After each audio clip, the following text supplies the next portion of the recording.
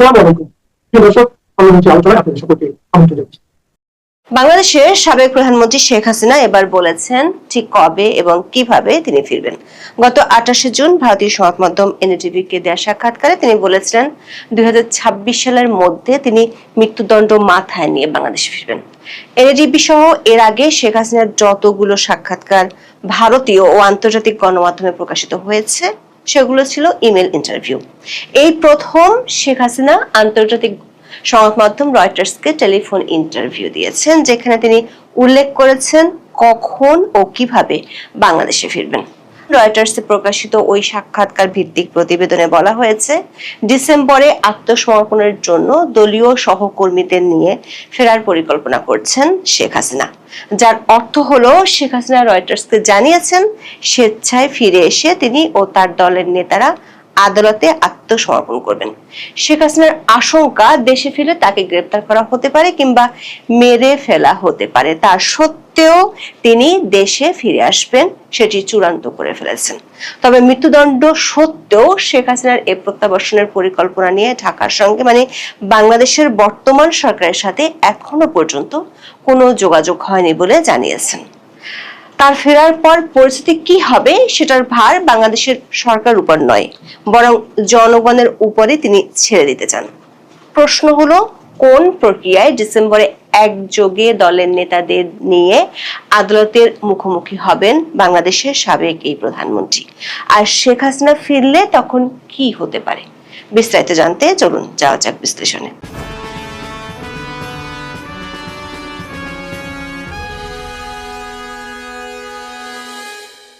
গত 28শে জুন বাংলাদেশের সাবেক প্রধানমন্ত্রী ও দেশটিতে সরকার নির্বাহী আদেশের কার্যক্রম নিষিদ্ধ থাকা দল আওয়ামী লীগের সভানেত্রী শেখ হাসিনা ভারতীয় সংবাদ মাধ্যম এনডিটিভিকে যে সাক্ষাৎকার দিয়েছিলেন সেটি বেশ সাড়া ফেলেছিল। বিশ্বের কমপক্ষে 30টি দেশে 97টি সংবাদ মাধ্যমে এই সাক্ষাৎকার ছাপা হয়েছিল। এমনকি রয়টার্স ও এএফপির মতো আন্তর্জাতিক সংবাদ মাধ্যমও এনডিটিভির বরাত দিয়ে ওই সাক্ষাৎকারটি প্রকাশ করেছিল। দিল্লিতে থাকা বাংলাদেশের সাবেক প্রধানমন্ত্রীর ওই সাক্ষাৎকারটি এতটা সাড়া ফেলার বড় কারণ ছিল সেই সাক্ষাৎকারে তিনি প্রথমবারের মতো দেশে ফেরার সময়সীমা ঘোষণা করেছিলেন। বলেছিলেন তিনি চলতি বছরের মধ্যে বাংলাদেশে ফিরবেন। এমনকি তার বিরুদ্ধে মৃত্যুদণ্ডের রায় থাকা সত্ত্বেও তিনি বিচারের মুখোমুখি হবেন। দর্শক, 24-এর 5ই আগস্ট থেকে শেখ হাসিনা দিল্লিতে আছেন। সেখান থেকে গত 2 বছরে বেশ কয়েক দফায় বহু ভারতীয় ও আন্তর্জাতিক সংবাদ মাধ্যমে সাক্ষাৎকার দিয়েছেন শেখ হাসিনা। তবে সে সাক্ষাৎকারগুলো ছিল ইমেলে দেয়া। শেখ হাসিনার প্রথম টেলিফোন সাক্ষাৎকার প্রকাশ করেছে আন্তর্জাতিক সংবাদ মাধ্যম রয়টার্স। রয়টার্স তাদের প্রতিবেদনে বলেছে, বৃহস্পতিবার গভীর রাতে এবং শুক্রবার প্রায় ঘণ্টাব্যাপী টেলিফোন সাক্ষাৎকার দেন 78 বছর বয়সী শেখ হাসিনা। প্রতিবেদনটিতে বলা হয়েছে, শেখ হাসিনা নিজে এবং দলের সিনিয়র নেতারা যারা বাংলাদেশের বাইরে আছেন তারা সবাই ডিসেম্বরের দিকে বাংলাদেশে ফিরে আদালতে আত্মসমর্পণ করার পরিকল্পনা করছেন। শেখ হাসিনাকে কোট করে রয়টার্সের প্রতিবেদনে বলা হয়েছে, শেখ হাসিনা মনে করেন দেশে ফিরলে তাকে গ্রেপ্তার করা হতে পারে, এমনকি তাকে হত্যাও করা হতে পারে, তবুও তাকে ফিরতে হবে। তিনি বলেছেন, তবু আমাকে যেতেই হবে। প্রশ্ন হলো, শেখ হাসিনা ফেরার ব্যাপারে কেন এতটা কঠিন সিদ্ধান্ত নিয়েছেন? শেখ হাসিনা অভিযোগ করেছেন তার দলের নেতাকর্মীরা প্রচন্ড নির্যাতনের শিকার হচ্ছেন। যদি মৃত্যু হয় কিংবা তাকে মেরে ফেলা হয় তা সত্ত্বেও তিনি চান সে মৃত্যু যেন নিজ দেশের মাটিতে হোক, যেখানে তার বাবা মাকে কবর দেওয়া হয়েছে এবং যেখানে তাদের রক্ত ঝরানো হয়েছে। শেখ হাসিনা বলেছেন, তার ফেরার পর কি হতে পারে তা নিয়ে তিনি বিচলিত নন, কারণ আগেও তার কারাগারে থাকার রেকর্ড আছে। শেখ হাসিনার আশঙ্কা দেশে ফিরলে তিনি গ্রেপ্তার হতে পারেন, এমনকি তাকে খুন করাও হতে পারে, তাতেও তিনি বিচলিত নন, কারণ এর আগেও তাকে কয়েকবার গ্রেপ্তার করা হয়েছিল। 1975 সালে তার পরিবারের বেশিরভাগ সদস্যকে হত্যা করার পর তিনি ও তার বোনকে দেশের বাইরে থাকতে হয়েছিল। সেখান থেকে 1981 সালে তিনি দেশে ফিরে সামরিক শাসনের বিরুদ্ধে প্রচারণার সময় তাকে কয়েকবার গ্রেপ্তার করা হয়েছিল। 1/11-এর পর তাকে দেশে ফিরতে বাধা দেওয়া হয়েছিল এবং তখনকার তত্ত্বাবধায়ক সরকার গ্রেপ্তারও করেছিল। শেখ হাসিনা দিল্লি থেকে রয়টার্সকে বলেছেন তার দলের প্রায় সব নেতা কর্মীর বিরুদ্ধে মামলা দায়ের করা হয়েছে এবং তাদের অনেকেই আত্মগোপনে রয়েছেন। তাই তিনি নেতা কর্মীদের উদ্দেশ্যে বলেছেন, এবার আমি বাড়ি ফিরছি, একদিন তোমাদের সবাইকেই আসতে হবে। আমরা সবাই মিলে আদালতে আত্মসমর্পণ করব। তবে তিনি ফেরার বা আদালতে আত্মসমর্পণের কোনো দিন বা তারিখ উল্লেখ করেননি। তিনি বলেছেন তিনি ন্যায় বিচারে বিশ্বাস করেন এবং তিনি মনে করেন একবার কার্যক্রম শুরু হলে জনগণের কাছে এটি স্পষ্ট হয়ে যাবে আদালত কতটা হাস্যকর এবং তিনি সেটাই প্রমাণ করতে চান। শেখ হাসিনা বলেছেন তার ফেরার এই পরিকল্পনা নিয়ে বাংলাদেশ সরকারের সঙ্গে তার কোনো যোগাযোগ হয়নি, কারণ তিনি মনে করেন গণতন্ত্র, ভোটাধিকার, আওয়ামী লীগের রাজনৈতিক অধিকার ও ন্যায় বিচার গোপন আলোচনার বিষয় নয়। শেখ হাসিনা সরকারের উদ্দেশ্যে বলেছেন জনগণকে সিদ্ধান্ত নিতে দাও। বাংলাদেশের শেখ হাসিনা মোট 20 বছরেরও বেশি সময় প্রধানমন্ত্রী ছিলেন। কোটা সংস্কার আন্দোলনের মধ্য দিয়ে গড়ে ওঠা বিক্ষোভে আওয়ামী লীগ সরকারের পতন হলে 24-এর 5ই আগস্ট শেখ হাসিনা দেশ ছেড়ে ভারতে চলে যান। এর মধ্যে ইউনূস সরকারের আমলে দ্রুত গতিতে বাংলাদেশের আন্তর্জাতিক অপরাধ ট্রাইব্যুনালে একটি মামলায় শেখ হাসিনার বিরুদ্ধে ফাঁসির দণ্ড দেওয়া হয়। তার সাথে আওয়ামী লীগের সাবেক স্বরাষ্ট্রমন্ত্রী আসাদুজ্জামান খান কামালকেও মৃত্যুদণ্ড দেওয়া হয়েছিল। যদিও শুধু আওয়ামী লীগ নয়, আন্তর্জাতিক অনেক মহলের পক্ষ থেকে এই বিচার প্রক্রিয়ার স্বচ্ছতা নিয়ে অনেক প্রশ্ন আছে। এমন পরিস্থিতিতে শেখ হাসিনা এবার বললেন তিনি দলের সিনিয়র নেতাদের নিয়ে একযোগে দেশে ফিরে আদালতে আত্মসমর্পণ করবেন। দর্শক, শেখ হাসিনা গত 2 বছরে দিল্লিতে থাকা অবস্থায় সংবাদ মাধ্যম থেকে লিখিত প্রশ্ন দিতেন এবং সেগুলোর উত্তর দিতেন, কিন্তু এর আগে কোনো টেলিফোন সাক্ষাৎকার দেননি। রয়টার্সকে দেওয়া প্রথম টেলিফোন সাক্ষাৎকারটিতে শেখ হাসিনা বলেছেন তিনি কখন ফিরবেন এবং কিভাবে ফিরবেন সে বিষয়ে কোনো বিদেশি সরকারের সঙ্গে তার আলোচনা হয়নি। রয়টার্স বলছে শেখ হাসিনা এই প্রথমবারের মতো তার ফেরার একটি টাইম টেবল জানিয়েছেন, যেখানে শুধু তিনিই নন, আওয়ামী লীগের অন্য লিডাররাও ফিরবেন। তাদের মতে মৃত্যুদণ্ডপ্রাপ্ত সাবেক স্বরাষ্ট্রমন্ত্রী আসাদুজ্জামান খান কামালও আছেন। তবে রয়টার্স আওয়ামী লীগের অন্য নেতাদের সাথে যোগাযোগ করতে পারেনি এবং তাদের মতামত জানতে পারেনি। শেখ হাসিনা বলেছেন বাংলাদেশ সরকার তাকে ফিরে নিতে চায় বলে দাবি করছে এবং তাকে ফেরত পাঠানোর জন্য ভারতকে চিঠি দিচ্ছে। এখন তিনি উল্টো নিজেই বলছেন I will go myself, মানে তিনি নিজেই ফিরবেন। শেখ হাসিনার বক্তব্যের বিষয়ে রয়টার্স বাংলাদেশ সরকার মুখপাত্রের মন্তব্য জানতে চেয়েও পায়নি। অন্যদিকে ভারতের পররাষ্ট্র মন্ত্রণালয় এ বিষয়ে কোনো মন্তব্য করেনি। দর্শক, এতদিন বাংলাদেশ সরকারের পক্ষ থেকে বারবার বলা হচ্ছে তারা ভারতের কাছে শেখ হাসিনাকে ফেরত চেয়েছে। এখন শেখ হাসিনা নিজেই বলছেন তিনি ডিসেম্বরে ফিরবেন। এমন অবস্থায় প্রশ্ন উঠেছে বাংলাদেশের বিদ্যমান রাজনৈতিক পরিস্থিতিতে দেশটির সরকার শেখ হাসিনার এই ফেরার জন্য প্রস্তুত কিনা। রয়টার্সের প্রতিবেদনে বলা হয়েছে শেখ হাসিনার এই ফেরা গত 2 বছর ধরে বাংলাদেশে যে রাজনৈতিক বিভাজন চলছে সেটিকে আরো তীব্র করতে পারে। রয়টার্স তাদের প্রতিবেদনে বঙ্গবন্ধু, আওয়ামী লীগ ও শেখ হাসিনার রাজনৈতিক সাফল্যের কথা তুলে ধরে বলেছে 1975 সালের 15ই আগস্ট তার বাবা এবং তার পরিবারের বেশিরভাগ সদস্যকে হত্যা করা হয়। এরপর শেখ হাসিনা গত অর্ধ শতাব্দী ধরে বাংলাদেশে একজন প্রভাবশালী ব্যক্তিত্ব ছিলেন। এক সময় তিনি গণতন্ত্রের জন্য লড়াই করেছিলেন। 17 কোটি মানুষের দেশের অর্থনীতি ঘুরিয়ে দেওয়ার কৃতিত্বও পেয়েছিলেন, কিন্তু সবশেষ তার বিরুদ্ধে ক্ষমতায় থাকাকালে ভিন্নমতকে দমন এবং গণতান্ত্রিক চেক অ্যান্ড ব্যালেন্স ভেঙে দেওয়ার অভিযোগ আছে। রয়টার্স বলছে শেখ হাসিনা এই অভিযোগগুলো অস্বীকার করেছেন। তিনি মনে করেন যখন একটি সরকার দীর্ঘ সময় ধরে কাজ করে তখন ভুল ঘটতে পারে। কোনো সরকার ত্রুটির ঊর্ধ্বে নয়, কিন্তু সরকারের ভালো মন্দ ঠিক ও ভুল বিচার করার অধিকার জনগণের। তিনি এই রায় জনগণের উপর ছেড়ে দিয়েছেন। শেখ হাসিনার সাক্ষাৎকারে আওয়ামী লীগের কার্যক্রমের উপর নিষেধাজ্ঞার বিষয়টি নিয়ে প্রশ্ন তুলে বলেছেন তারা হয়তো আমাকে দোষী সাব্যস্ত করেছে এবং আমি নির্বাচনে প্রতিদ্বন্দ্বিতা করতে পারবো না, কিন্তু তারা কেন আওয়ামী লীগকে স্থগিত করবে? আমরা যদি খারাপ কাজ করে থাকি তবে জনগণকে সিদ্ধান্ত নিতে দিন। শেখ হাসিনা বলেন, আওয়ামী লীগ পুনর্গঠনের প্রচেষ্টার অংশ হিসেবে তিনি বাংলাদেশের ৩০০টি সংসদীয় আসনের মধ্যে ১২৫টি নিয়ে অনলাইনে সভা করেছেন। এর আগে এনডিটিভিতে শেখ হাসিনার সাক্ষাৎকারটি প্রকাশিত হওয়ার পর বাংলাদেশের রাজনৈতিক অঙ্গনে বেশ আলোচনা শুরু হয়েছিল। সরকার পক্ষ থেকে সরাসরি কিছু না বললেও কাউন্টার অ্যাটাক হিসেবে আওয়ামী লীগের বিচার করার বিষয়টি সামনে আনা হয়েছে। এখন রয়টার্সের মতো আন্তর্জাতিক সংবাদ মাধ্যমে টেলিফোন সাক্ষাৎকার দিয়ে শেখ হাসিনা বলেছেন, তিনি শুধু একা নন, দলের নেতাদের নিয়েই ফিরবেন। আওয়ামী লীগের একাধিক সূত্র বলছে, শেখ হাসিনার ফেরার আগে আওয়ামী লীগ বড় রকমের শোডাউন করতে চায়। সে লক্ষ্যে ঢাকা সহ অন্য মহানগর কমিটিগুলো গঠনের কাজ শুরু হয়েছে। প্রশ্ন হলো, রয়টার্সের এই সাক্ষাৎকারের পর সরকারের প্রতিক্রিয়া কি হবে? আরেকটি প্রশ্ন হলো, শেখ হাসিনা ফিরলে কি হবে? আইনজীবীরা মনে করেন, শেখ হাসিনা দেশে ফিরলে আদালতে আত্মসমর্পণ করার পর আদালতে আপিল করবেন। সেক্ষেত্রে প্রথমে তার পক্ষের আইনজীবীরা মৃত্যুদণ্ড দেওয়ার রায়ের স্টে অর্ডার চাইবেন।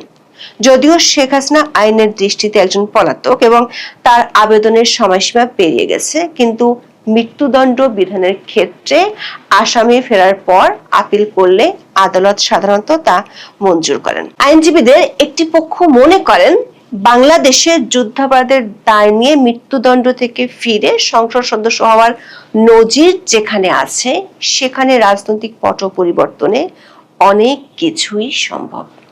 এখন এ পর্যন্ত। সবাই ভালো থাকুন, সুস্থ থাকুন, নিরাপদে থাকুন। দেখা হবে আগামী পর্বে। আসসালামু আলাইকুম রহমতুল্লাহি ওয়া বারাকাতুহু। সম্মানিত দর্শক, আমাদের জাতির জীবনে ভবিষ্যতে কি অপেক্ষা করছে?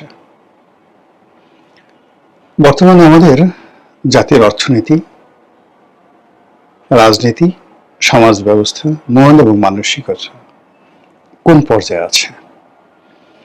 আমরা কি নাকে তেল দিয়ে সুন্দরভাবে ঘুমাবো যে অচিরেই আমরা ঘুম থেকে জেগে দেখবো যে এক সকালবেলা আমাদের পুরো দেশটি সিঙ্গাপুর হয়ে গিয়েছে, এরপর ম্যানহাটান হয়ে গেছে আমেরিকার, অথবা সেই লন্ডনের পিকাডিলি হয়ে পড়েছে পুরো ঢাকা শহর?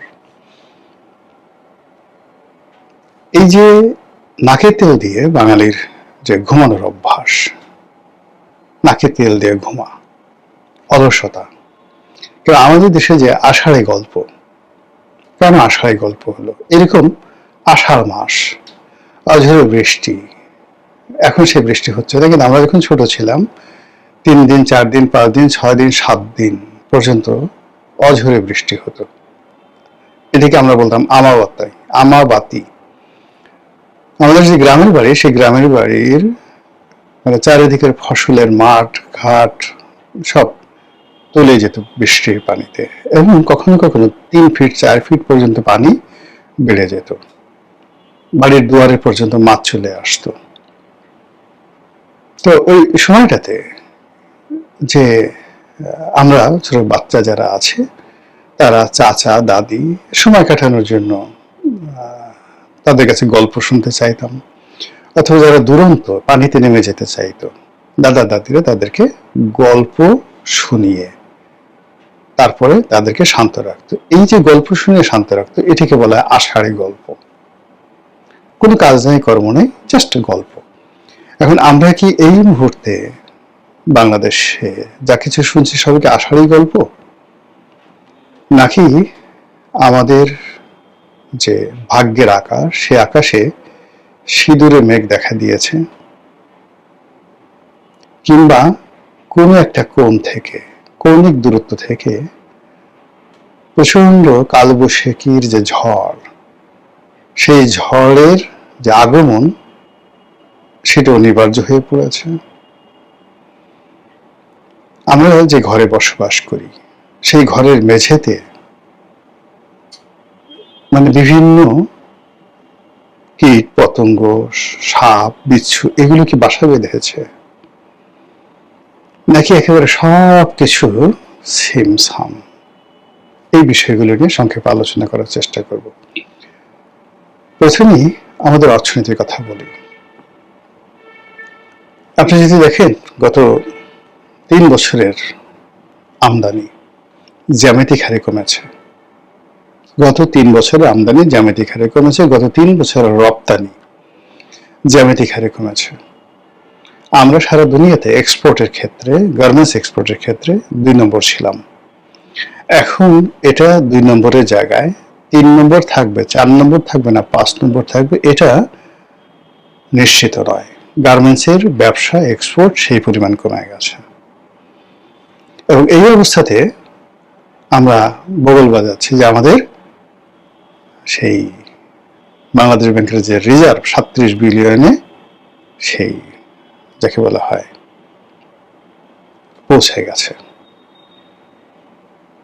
এটাকে যদি আপনি ধরেন যে একটা মৃত মানুষের শরীরে যদি মরে যাচ্ছে, সেই মৃত মানুষের শরীরে যদি যৌবন আসে, তার গোপনাঙ্গ দাঁড়িয়ে যায়, তখন মানুষ যেভাবে হাসাহাসি করবে বা সে লাশ রেখে যেভাবে পালাবে, যে একটা লাশ সে মরে যাচ্ছে সেই অবস্থাতে চ্যাটাং করে দাঁড়ায় গেছে একটা জিনিস, তার সাথে আশ্চর্য ঘটনা অর্থনীতিতে যখন এরকম কোনো ঘটনা ঘটে যে সমস্ত সূচক নিম্নমুখী কিন্তু একটা সূচক ঊর্ধ্বমুখী। বিখ্যাত একটা সিনেমা দেখেছিলাম, এটা সম্ভবত গৌতম ঘোষের অন্তর্জলি যাত্রা অথবা মৃণাল সেনের, আমি জানি না, কিন্তু সিনেমাটার কথা মনে আছে। তো সেখানে এক বৃদ্ধ, সে মরে যাবে, মরে যাওয়ার আগে তাকে নদীর তীরে নিয়ে যাওয়া হলো হিন্দু রীতি অনুযায়ী। সেখানে তাকে কীর্তন যাকে বলে শোনানো হবে এবং কীর্তন শুনতে শুনতে সে মরে যাবে।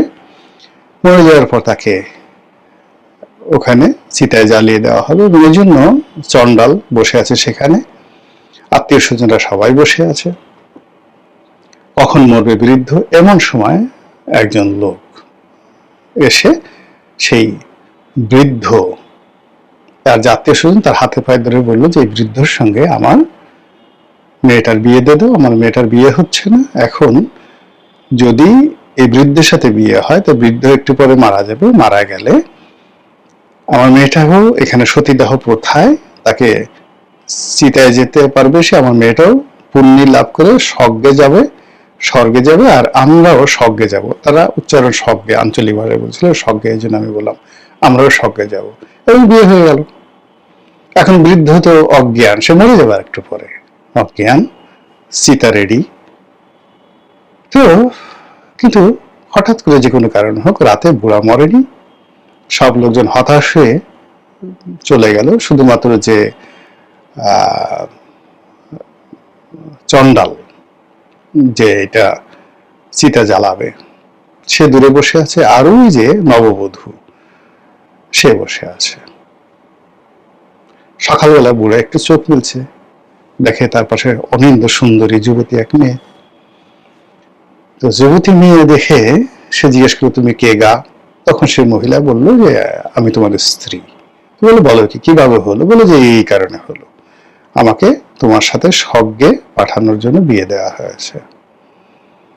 তো বুড়া খুব অবাক হয়ে গেল এবং তার ভিতরে লোভ আসলো।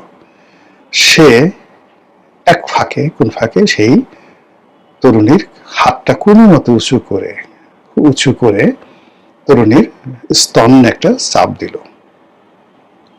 এবং ওই পুরো হল ভর্তি যারা এই সিনেমাতে হাসতে হাসতে মরে যায় এই দৃশ্য দেখে। তো এই যে দেখেন সিনেমাটিক যে ঘটনা, যা কিছু বলছি, এরকম আমাদের অর্থনীতিতে অদ্ভুত অদ্ভুত সব ঘটনা ঘটছে। অর্থনীতি যখন চরমে তখন রিজার্ভ বাড়ছে, অর্থনীতি যখন খুব খারাপ তখন ঘুষ বাড়ছে, অর্থনীতি যখন খুব খারাপ দুর্নীতি বাড়ছে, অর্থনীতিতে কোনো আইনের রোজগার নাই, বাজেট বাড়ছে, ট্যাক্স বাড়ছে। এবং আমাদের এই সমাজে দরিদ্র যারা আছে তারা তো শেষ, যারা ধনী আছে তাদেরকেও শেষ করে দেওয়ার জন্য যাকে বলা হয় সরকার খলক নামে আছে। একজন দেশের প্রবীণ রাজনীতিবিদ কর্নেল অলি আহমেদ, তিনি তার দুঃখের একটা কথা বলছিলেন যে তার কাছে একটা অনেক পুরনো একটা গাড়ি আছে, এখন সেটা সে বিক্রিও করতে পারছে না, ব্যবহারও করতে পারছেন না। যখন সে এমপি ছিল সেই আমলে তার সেই গাড়ির ট্যাক্স এসে যায়, অর্থাৎ সে ব্যবহার করে না, বিক্রিও করতে পারে না, ডিমোলাইজ করতে পারে না, কিন্তু নম্বরটা তার কাছে আছে, এই জন্য তাকে প্রতি বছর 2 লাখ টাকা করে সেটাকে ট্যাক্স দিতে হয়। তো এই বছর সেই যে গাড়ির যে সিসি, সেই গাড়ির সিসি অনুযায়ী এই বছর সে তার ভদ্রলোকের ট্যাক্স আসছে 5 লাখ টাকা। তো উনি যে বক্তব্য দিচ্ছেন 2 লাখ সময় উনি বক্তব্য দিচ্ছেন, আর 5 লাখের সময়টাতে তার বক্তব্য মানে তার ঘুম হারাম হয়ে গেছে। এই ভদ্রলোকের কোনো আয় নাই, রোজগার নাই, তার একটা ছেলে, সে চাকরি করে, সে একটা বাড়ি সরকার থেকে সে একটা জায়গা পেয়েছিল, সেখানে কোনো মতে একটা 4তলা বাড়ি করেছে, লিফটও নাই, 4তলা বাড়ি করেছে, 2টা তলাতে সে থাকে, 2টা তলা ভাড়া দিয়ে থাকে। তো 2টা তলায় ভাড়া যা আসে এই ভাড়া দিয়ে তার কোনো মতে স্বামী স্ত্রী তার সংসার চলে, আর ছেলে চাকরি করে একটা বিশ্ববিদ্যালয়, প্রাইভেট বিশ্ববিদ্যালয়, সেটা দিয়ে তার সংসার চলে। এই লোক এখন এই পুরনো গাড়ি যেটা সে ব্যবহার করতে পারে না, হয়তো এমপি কোটা এনেছিল 4000 সিসি বা 5000 সিসির গাড়ি, এটার জন্য এখন তাকে 5 লাখ টাকা ট্যাক্স দিতে হবে। তো এইভাবে যারা জীবিত আছে প্রত্যেকটা লোককে এইভাবে লাশ বানিয়ে দেওয়া হয়েছে। এখন আমার মতো মানুষ, অন্যান্য যারা আছেন, যাদের ব্যবসা বাণিজ্য আছে, তাদের কথা আলাদা, কিন্তু যাদের ধরেন এই গত 3 বছর কোনো ব্যবসা নাই, বাণিজ্য নাই, 2টো গাড়ি আছে, ব্যবহারও করতে পারছে না, কিন্তু এই নম্বর প্লেটের জন্য তাকে সরকারকে ট্যাক্স দিতে হবে। এইভাবে সবকিছু। আবার দেখলাম যে কালকে একজন লোক বললো যে তার জমি আছে, বাবা কিছু জমি রেখে গেছে, কোথায় কাগজপত্র কি আছে না না আছে সে কিচ্ছু জানে না, বিক্রিও করতে পারতেছে না, ওয়ারিশ নিয়ে আছে না, ওয়ারিশ নিয়ে মামলা হচ্ছে, মোকদ্দমা হচ্ছে। এখন নতুন সম্পদ কর অনুযায়ী তাকে নাকি এই জমির কর দিতে হবে। এখন সেই জমির মূল্য কত সে নিজেও জানে না, কত টাকায় ট্যাক্স দিতে হবে তার নিজের, মানে এই জমি যদি সে পায় ওয়ারিশদের সাথে মামলা করে, তাহলে সে হয়তো কোনো একটা ডেভেলপারকে দিবে বা কারো কাছে বিক্রি করবে, কিন্তু এই মুহূর্তে সেই জমির ওয়ারিশ সার্টিফিকেট তুলতেই তাকে দেখা গেল জমির মালিকানার জন্য যদি 15% ট্যাক্স দিতে হয়, জমির দাম যদি 10 কোটি হয়, তাহলে তাকে 15% ট্যাক্স কত দিতে হবে? 1 কোটিতে 15 লাখ টাকা, 2 কোটি টাকা তাকে ট্যাক্স দিতে হবে। তার যদি কিডনি বেচে কুচি কুচি করে কাটা হয় কেবলমাত্র মামলা চালানোর জন্য, এই 1.5 কোটি দিকে দিয়ে তাকে ওয়ারিশ সার্টিফিকেট আনতে হবে। এই হলো অবস্থা। এই যে একটা ভীতিকর অবস্থা চলছে দেশের মধ্যে, প্রত্যেকটা মানুষ অবদমিত হয়ে গেছে। এর ফলে কি হলো, আমাদের আয় রোজগার সবকিছু নেতিবাচকে চলে গেছে। ব্যক্তি পর্যায়ে, কর্পোরেট পর্যায়ে, রাষ্ট্রীয় পর্যায়ে, সরকারি পর্যায়ে কোনো জায়গাতে কোনো আয় নেই। বিদেশিরা রেমিটেন্স পাঠাচ্ছে, সেই রেমিটেন্স গুলো সরাসরি গিয়ে কেন্দ্রীয় ব্যাংকে জমা হচ্ছে, কেন্দ্রীয় ব্যাংক ওইটার এগেনস্টে বাংলা টাকা ছাপিয়ে ওই বিদেশি যারা লোকজন আছে তাদেরকে সে টাকা দিয়ে দিচ্ছে। আর ওই টাকাটা এনে যে সে যে টাকা ছাপালো, সেই টাকা ছাপানোর এগেনস্টে ডলারটাকে নিয়ে সে যে ব্যবসা করবে, সেই ব্যবসা করার মতো কোনো সুযোগ তার নাই। ব্যাংকগুলো ডলার নিচ্ছে না, এলসি হচ্ছে না, ব্যবসা বাণিজ্য হচ্ছে না, আমদানি হচ্ছে না, রপ্তানি হচ্ছে না, ফলে ইটস এ লায়াবিলিটিস। এবং এটা যদি এখন $50 বিলিয়ন চলে যায়, $100 বিলিয়ন যায়, এইগুলোতে শুধু লোন পরিশোধ করা যাবে, কিন্তু এগুলো যদি আমদানিতে ব্যবহৃত না হয়, এগুলো যদি প্রজেক্টে ব্যবহৃত না হয়, এগুলো যদি নতুন শিল্প প্রতিষ্ঠানে ব্যবহৃত না হয়, তাহলে এই ডলারগুলো আমাদের ইনফ্লেশন বাড়াবে, ডলারের মূল্য কমিয়ে দেবে। আর ডলারের মূল্য কমিয়ে দিলে চোরাচালানি বাড়বে, হুন্ডিতে টাকা বাড়বে, আশা বাড়বে, এবং ব্যবসা বাণিজ্য বন্ধ হয়ে যাবে। আর এটা নিয়ে আমরা খুব লাভ হচ্ছি যে আমাদের রেমিটেন্স বেড়ে গেছে। এবং শেখ হাসিনার জামানাতে ঠিক সেম ঘটনাটা ঘটেছিল, $50 বিলিয়ন হয়ে গেছে, কিন্তু তখন কিন্তু 12টা বেজে গেছে শেখ হাসিনার। এর মধ্যে আমাদের দেনা, বিদেশি দেনা, ইউনূস জামানাতেই $20 বিলিয়ন মতো সে ঋণ করেছিল, এবং লোকাল মার্কেট থেকে 2 কোটি টাকা, মাত্র 1.5 মাসে 2 কোটি টাকা লোকাল মার্কেট থেকে নিয়েছে, আর আন্তর্জাতিক বাজার থেকে 20 বিলিয়ন। $1 বিলিয়ন মানে 12,000 কোটি টাকা। $20 বিলিয়ন মানে 1,20,000, 2,40,000 কোটি টাকা বিদেশ থেকে ডলারে ঋণ করেছে মানে ইউনূস সরকার। আর দেশের ব্যাংক বিমা থেকে তারা নিয়েছে আরো প্রায় 2 লক্ষ কোটি টাকা। এই সরকার 4 মাসে প্রায় 70,000 কোটি টাকা নিয়েছে ব্যাংক থেকে 4 মাসে। তারপর বিদেশ থেকে কত নিয়েছে এখন পর্যন্ত আমরা জানতে পারি না। তো বুঝেন ব্যাপারটা যে কিভাবে কি হচ্ছে।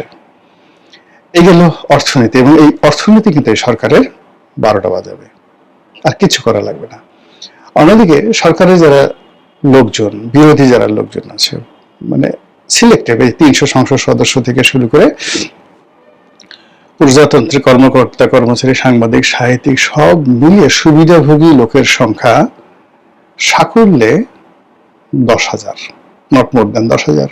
আওয়ামী লীগের এই 10,000 লোকই ছিল সুবিধাভোগী। এই 10,000 লোক লুটে পুটে সারা বাংলাদেশ অতীতে খেয়েছে, এখনো খাচ্ছে, এবং অতীতের চাইতে এখন বেশি করে খাচ্ছে। খাওয়ার পরে কি হলো, এই 10,000 লোকের প্রায় সবাই, সেদিন একজনকে দেখলাম, ওরে বাবা রে বাবা, যে ঢাকা শহরে যার একটা বাইসাইকেল ছিল না, স্ত্রীর ইনকামে চলতো, সে বিরাট সে ভিএড গাড়ি নিয়ে ঢাকা শহরে ঘোরাফেরা করছে। মানে আমি একটা টেলিভিশন গাড়িতে যাচ্ছি, সে আমার দিকে তাকালো, আর নিজের ভিএড গাড়িটার দিকে আমি যেন তাকাই, এইভাবে সে মানে একটা যাকে বলে আমার দৃষ্টি আকর্ষণ করলো। আমি খুব অবাক হয়ে ভাবলাম, হাউ ইট ইজ পসিবল। এটাই যে রাজনৈতিক পান্ডাদের যে কর্মকাণ্ড, সেই কর্মকাণ্ড সরকারকে, দেশকে, জাতিকে একটা মারাত্মক বিপদের দিকে নিয়ে যাচ্ছে। এর বাইরে বাংলাদেশের জন্য পাকিস্তান সরকার যে ফাঁদ পেতেছে, আইএসআই যে ফাঁদ পেতেছে, চীন এই মুহূর্তে বাংলাদেশের জন্য যে ফাঁদ পেতেছে, তারপর ভারত যে ফাঁদ পেতেছে, আমেরিকা ফাঁদ পেতেছে, রাশিয়া ফাঁদ পেতেছে, এবং প্রতিটি ফাঁদ আমাদেরকে পরাধীনতার শৃঙ্খলে আবদ্ধ করার জন্য যথেষ্ট। প্রতিটি ফাঁদ আমাদের এই দেশটিকে যুদ্ধে জড়িয়ে দেওয়ার জন্য যথেষ্ট। প্রতিটি ফাঁদ আমাদের দেশের মধ্যে ধর্মীয় উগ্রবাদ, সাম্প্রদায়িক দাঙ্গা, এলাকা ভিত্তিক দাঙ্গা, রাজনৈতিক বিরোধ, মারামারি, হানাহানি, কাটাকাটি, এমনকি গৃহযুদ্ধ অনিবার্য করে তুলতে পারে। প্রতিটি বিরোধ। ভারত এই যে আওয়ামী লীগকে ক্যাপচার করে, পুরো আওয়ামী লীগ শক্তিটিকে যেভাবে তারা নিজেরা নিয়ে নিয়েছে তাদের কবজাতে, দেশের ভিতরে এবং বাইরে। আপনারা যতই ভারতকে গালাগালি করেন, আওয়ামী লীগের কোনো লোক এখন ভারতকে গালাগালি করছে না। তারা মনে করছে যে ভারত তাদের ত্রাণকর্তা। 71 সালে ভারত যেভাবে তাদেরকে রক্ষা করেছে, দেশকে রক্ষা করেছে, এখন এরা বলার চেষ্টা করছে যে ভারত বাংলাদেশে ইন্টারভেন করুক, তাদের ক্ষমতা ফিরিয়ে দেখ, এবং এদের সংখ্যা 6 কোটি। জামাত মনে করছে যে পাকিস্তান বাংলাদেশে ইন্টারভেন করুক, আবার এটা মানে আলাদা একটা স্বতন্ত্র রাষ্ট্র হয়ে যাক। ইসলামপন্থীরা মনে করছে যে এটা একটা আফগানিস্তানের তালেবান রাষ্ট্র হয়ে যাক। আর এক গ্রুপ মনে করছে এটা একে পার্টির আদলে তুরস্কের মতো একটি আধুনিক রাষ্ট্র এটা হয়ে যাক, বাংলাদেশ একজন এরদোয়ান পয়দা হয়ে যাক। এই সব মিলিয়ে আপনি কি আন্দাজ করতে পারছেন যে আমরা কোথায় যাচ্ছি, আমাদের দেশে কি হচ্ছে, আমাদের দেশের রাজনীতির আকাশে কি পরিমাণ সিঁদুর মেঘ জন্ম নিয়েছে? আপনারা কি বুঝতেই পারছেন যে আমাদের প্রতিটি যে কৌণিক দূরত্ব রয়েছে, রাজনীতির যে কোণগুলো রয়েছে, সেই কোণে কি পরিমাণ গ্লানি, রেদ, ক্ষোভ, ক্রোধ, রাগ, হিংসা, দেশ, এগুলো কিভাবে জমা হয়েছে। আমাদের এই যে অতি ভালো ভালো নাই যে এখন পার্লামেন্টে সরকারি দল এবং বিরোধী দলের মধ্যে যে অভিনয় চলছে, কিংবা যে খিস্তি খেউর চলছে, কিংবা যে রাজনৈতিক মহড়া চলছে, আবার রাজপথে যা কিছু হচ্ছে দিনের আলোতে এবং রাতের আধারে, অফিস পল্লীতে যা কিছু হচ্ছে, সচিবালয়ে যা কিছু হচ্ছে, শেয়ার মার্কেটে যা কিছু হচ্ছে, শিল্পাঞ্চলগুলোতে যা কিছু হচ্ছে, একটা সূচকে কি আপনি দেখাতে পারবেন যেটার উপর নির্ভর করে আপনি চোখ বুঝে সময় কাটাতে পারেন? আমি তো পারছি না। মহান আল্লাহ জানেন আমাদের তকদিরে কি আছে। আল্লাহ আমাদের সবাইকে হেদায়েত দান করুন এবং হেফাজত করুন। আসসালামু আলাইকুম ওয়া রাহমাতুল্লাহি ওয়া বারাকাতুহু।